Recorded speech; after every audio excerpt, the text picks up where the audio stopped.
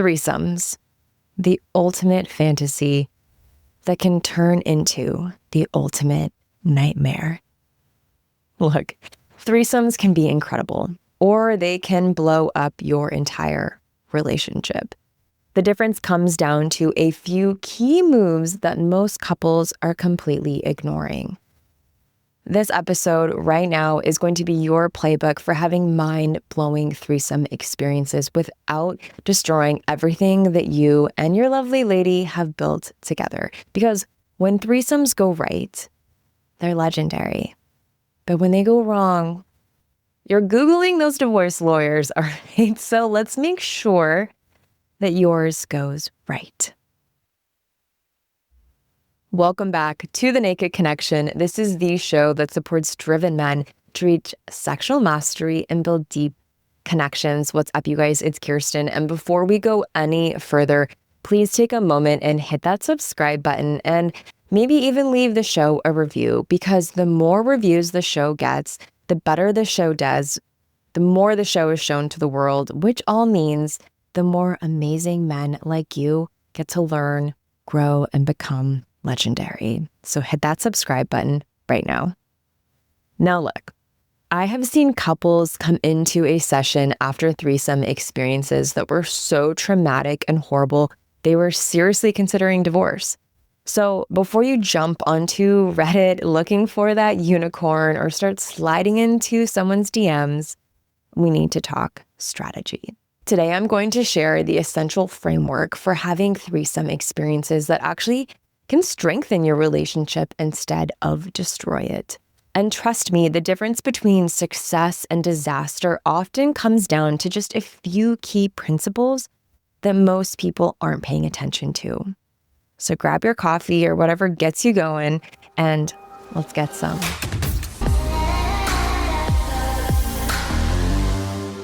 Let's start with a hard truth that no one wants to hear, but everyone needs to understand. Most couples are not ready for a threesome. I know that's not what you want to hear when you're fantasizing about this experience, but it's often the reality. And the couples who jump into threesomes before they're actually ready, they're the ones reaching out to me 6 months later trying to salvage their relationship. So the very first principle is this: your relationship foundation must be rock solid before you even think about inviting someone else into your bed. What does rock solid mean? Well, it means both of you feel completely secure, valued, and prioritized in your relationship. It means you've mastered communication around different topics. It means that zero unresolved resentments or major relationship issues are still present. Because here's what happens when you have a threesome on shaky ground. Every insecurity, every unaddressed issue, all the bits of jealousy somehow get amplified by about 1,000. I actually had a client, we can, for anonymity, call him Jeremy. And he had really wanted to have a threesome, talked to his girlfriend about it. She was kind of unsure and somehow convinced her to have this threesome because he thought it would spice things up. The problem was she'd been feeling really neglected and undervalued in their relationship for months. And she'd been kind of like harboring that and trying to figure it out for herself, if what was really going on for her.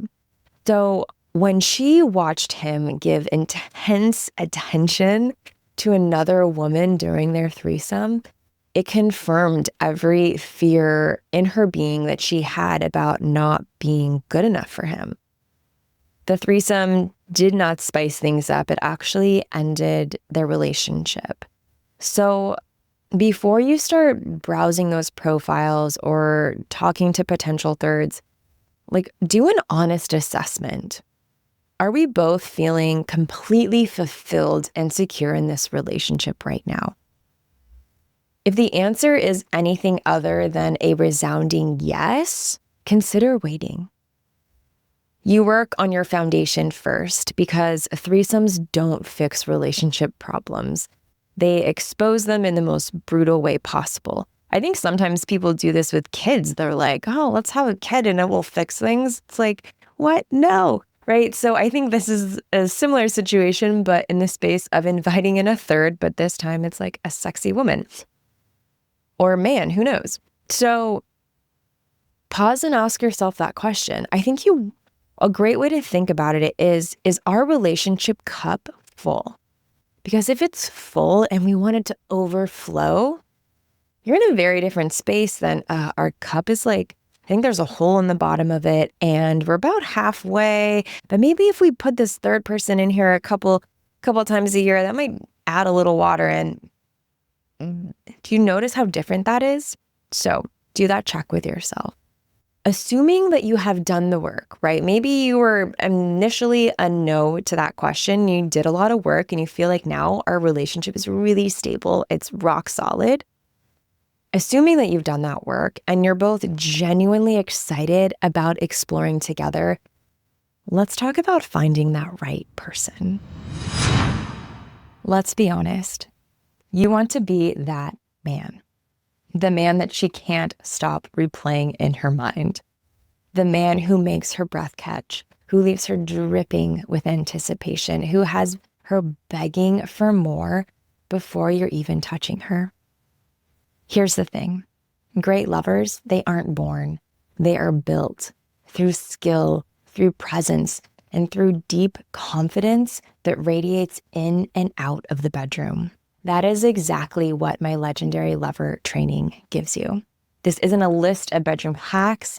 It is a rewiring of who you are as a man, how you carry yourself, how you own your sexual desires, how you step into sex with complete freedom and clarity.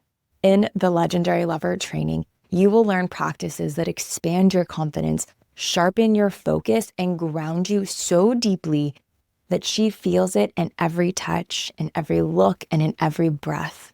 Because when you master yourself, she feels it. And that is what makes you unforgettable in bed. I have led countless men through this training and through these practices, and they have walked out completely changed, more confident, more commanding, and more sexually magnetic. And right now, because I'm launching this for the first time, you are going to get in at a discount that I will never run again. So head on over to thenakedconnection.com/lover, LOVER, before this discount disappears. Don't just be good in bed. Be legendary. This is where most couples make their second major mistake. They think any attractive person will do. Wrong. The person you invite into your experience ought to be someone that both of you are genuinely attracted to and comfortable with. Not just physically attracted, but someone whose energy and personality work for both of you. And this is harder than it sounds. You might love confident, dominant women, while your partner might prefer being in the space of a more gentle or submissive type of energy. You might be drawn to the more mysterious, artistic type, and your girl might be attracted to that straightforward, athletic kind of guy. Here's what doesn't work. Taking turns. Okay, this time we'll pick someone you like, and the next time someone I like. Trust me, if one of you isn't genuinely into the third person, the whole experience becomes awkward and potentially triggering. You'll spend the entire time watching your partner with someone that you're not attracted to, or you'll be on the other end of that, noticing that your partner is feeling left out. So take your time finding the right person. This might mean months of looking, talking, and getting to know people. That's not a bug, it's a feature. The anticipation and planning can actually be incredibly hot and bonding for you as a couple. Sometimes I think fantasies are so fun to talk about and play out in your mind that by the time you get to it, you don't even necessarily feel like you need to engage in it or want to engage in it. Part of the idea of the fantasy being so erotic and arousing is it's because it's something forbidden. So maybe play with that. Allow the anticipation and the planning and the excitement to be part of the arousal and of the pleasure. So now let's talk about safety, Maybe you found your perfect unicorn. They're out there and they are ready to play. You want to play safe because this is where a lot of couples get a little bit sloppy and it can have some serious consequences. When you're inviting a virtual stranger into your intimate space or someone that you've just met or kind of know, you're taking on additional risks that you really want to address head on. So first, sexual health. Have honest conversations about STI testing, about recent sexual history, and what protection you'll use. This isn't just a conversation about condoms for penetration. You could consider gloves, dental dams. Are they on birth control? Like all of the things, really understanding about what's happening when hands move between different people. And I know it's not the sexiest conversation, but you know it's really not sexy? Dealing with an STI outbreak 3 weeks later. Second is looking at that emotional and physical safety. You guys know on the show here, we talk all the time about how important emotional and physical safety is for a woman to have incredible pleasure and orgasm. You're inviting someone that you don't know well into your most vulnerable space. So have a video call first, meet in public, trust your instincts, and if anything feels off, just pause. Don't proceed. And have a plan for how the evening will end. Talk with your partner and with the third. Will this person stay the night? How will they get home? What if you want them to leave earlier than planned? How is that going to go down? These conversations might feel awkward, but they're really essential for everyone feeling safe and respected. One of the things I respect the most about people that explore open relationships and open dynamics in whatever variation or level that may be is that couples that do it well have immense communication skills. They are willing to have the conversation that we might think is awkward, but it really actually isn't when you get into the thick of it. So building that communication skill and that comfort with having some of these conversations is going to be really helpful down the road. All right, so now we get to the fun part. Setting boundaries and expectations. This is where you and your partner are going to have some of that deep, honest conversation about what you're both hoping for and what you're absolutely not okay with. So there are so many things to consider here, so I'll plant some questions for you to start that route. Are certain sex acts off limits with the third person? Is kissing okay? What about oral, anal? Are there any positions that feel too intimate to share? How do you want to handle protection and safety like we talked above? Or what if one of you wants to stop in the middle? How are you going to communicate that and how are you going to proceed? Is ongoing contact with this person, this third person, okay afterwards? Like, how do we want to assess and continue, if we want to continue connection with them, what does that look like? Is this a one and done situation? Like really having conversations about all of these things. And here's a crucial piece. What happens if you develop feelings for the third person or they develop feelings for one of you? Having answers to that question before it happens is going to be really, really helpful so that if for some reason that does come up, you've already established what you plan to do as a partner, as a relationship. So don't assume that you know how your partner will react to things. You might be really surprised by what she's okay with or not okay with. I've seen guys who were totally fine with their girlfriend being penetrated by another man, but got incredibly jealous watching her laugh and connect emotionally with him. I've seen women who encouraged their boyfriends to explore with another woman, but felt devastated when they saw how attentive and gentle he was with her. You can't predict every trigger. It's like impossible. But you can create a framework for handling whatever comes up, because something likely will. And here's something that most people don't think about. You really want to have the same boundary conversation with that third person. You need to understand what's okay and what isn't okay for them, and understanding what their boundaries are too. Just because they're the third coming in doesn't mean that they don't have a say in the dynamic.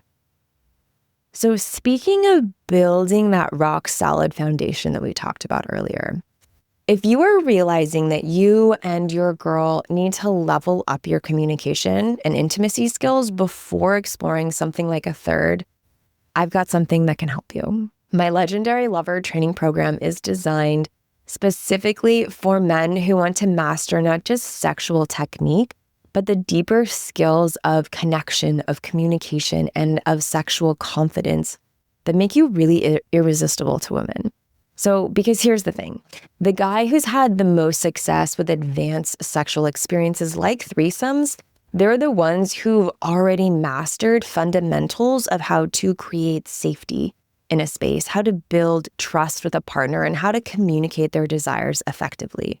So if you want to become the kind of man that women completely feel safe expressing themselves with, and maybe it's more than one woman, check out the Legendary Lover training. Head on over to thenakedconnection.com/lover to join today. You can find all of the, trust me, the investment in these skills will pay off in every area of your intimate life. Now, let's talk about the actual experience of how to make it amazing for everyone involved. A mistake that couples often actually make during a threesome is forgetting that there's a guest. You and your partner likely already have established a dynamic, you have inside jokes, you've got a rhythm going between the two of you.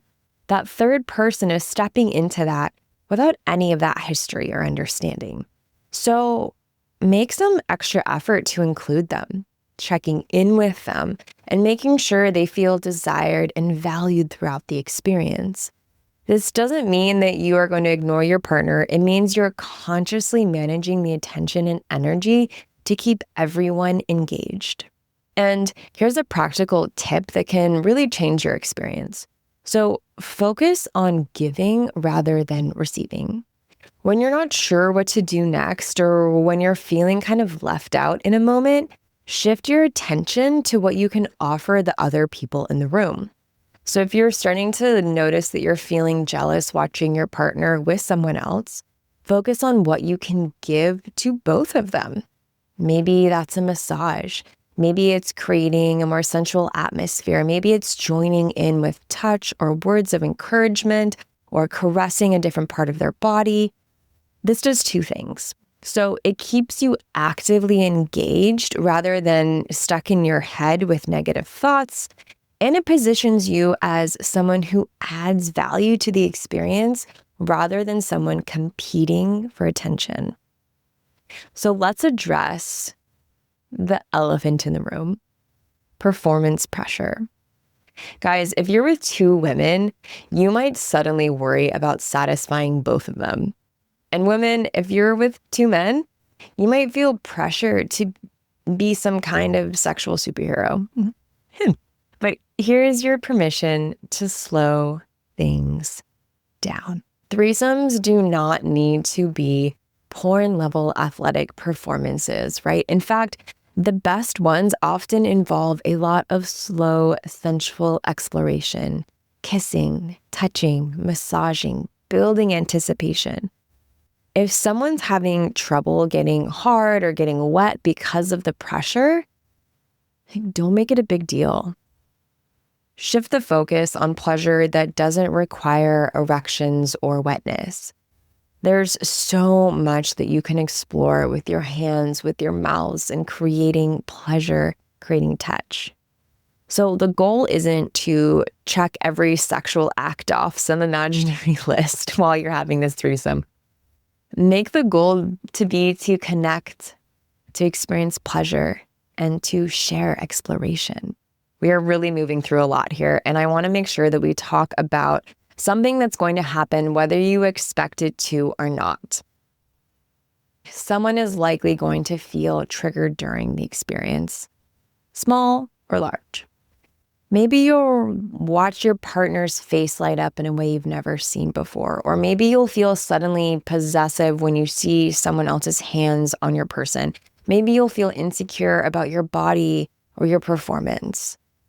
This is so normal. This is such a human thing, and it doesn't mean that you're doing anything wrong. The key here is having strategies for when these feelings do come up. So first, remember that feeling triggered doesn't mean you need to stop everything immediately. Take a breath, reconnect with yourself, and see if you can work through it in the moment. Second, use your agreed upon signals or words to communicate with your partner if you need support or if you do want to pause. And then third, remember that your partner chose to be here with you. This experiment about new experiences doesn't diminish their love for you. And so holding on to that as you move through it. And here's something that again might sound kind of counterintuitive.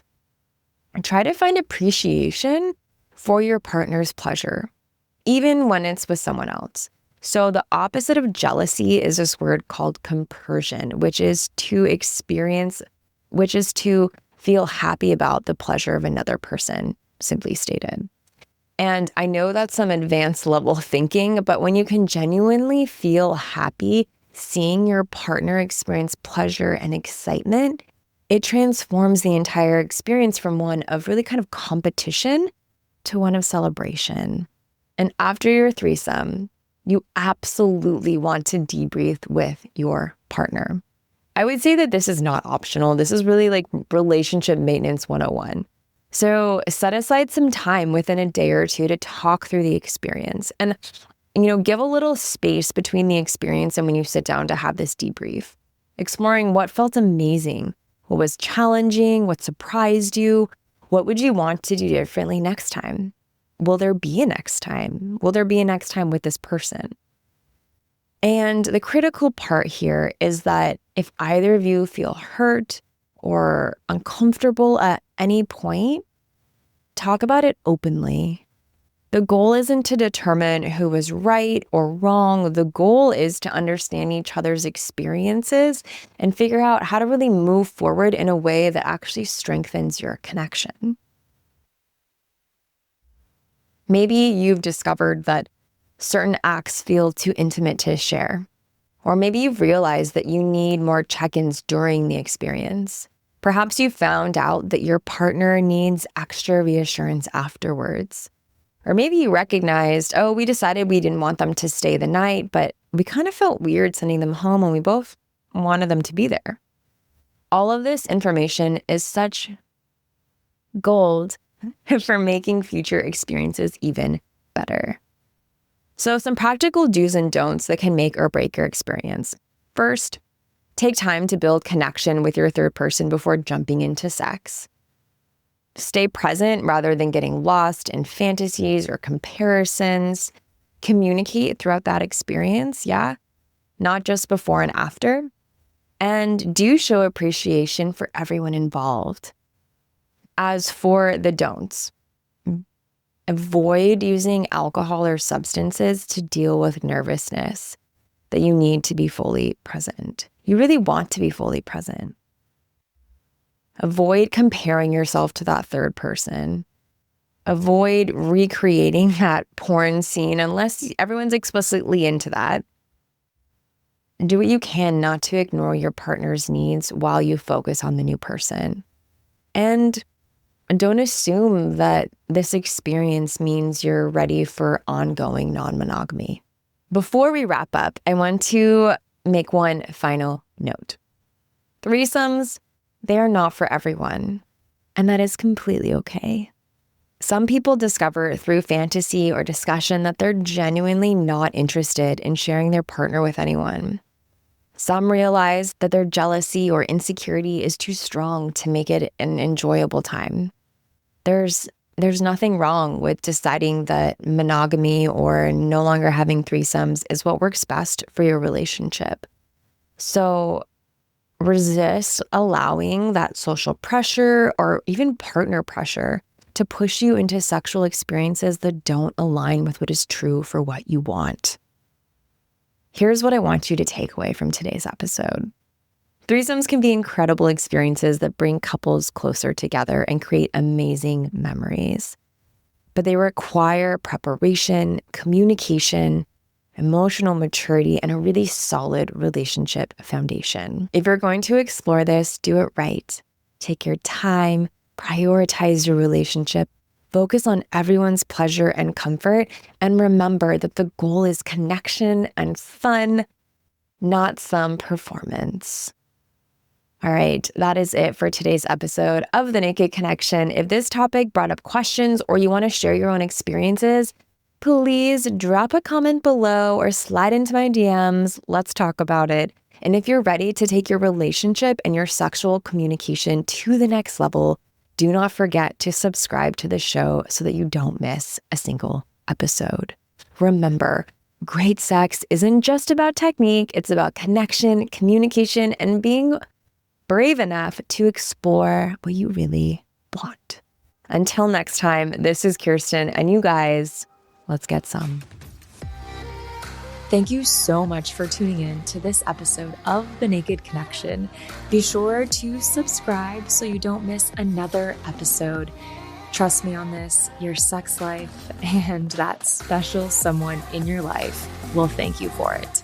And if you really love the show, please take a moment and leave a 5-star review or a written review and let me know what you think. It would mean so much to me and this show. Until next time, happy connecting.